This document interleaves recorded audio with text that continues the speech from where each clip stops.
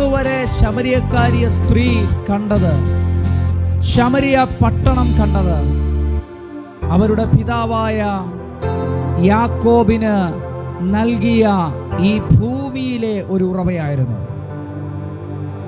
ആ ഉറവയ്ക്കകത്തു നിന്ന് അവർ കുടിച്ചാൽ അവർക്ക് വീണ്ടും ദാഹിക്കും.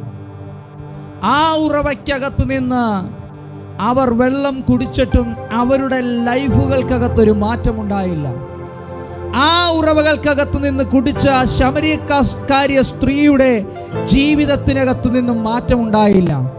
എന്നാൽ അതിനപ്പുറം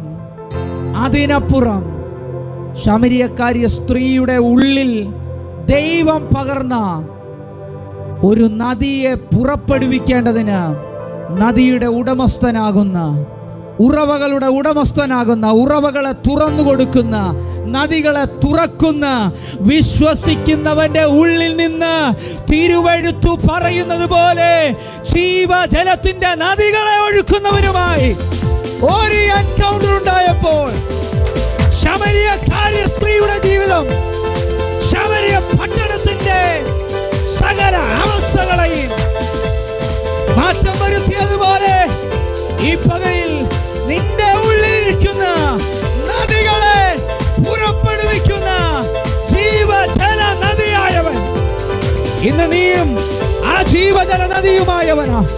ഉറവകളെ തുറന്നുവിടുന്നവനുമായ നസ്രയനായ യേശു ക്രിസ്തുവുമായി ഒരു എൻകൗണ്ടറിലേക്ക് പോകട്ടെ.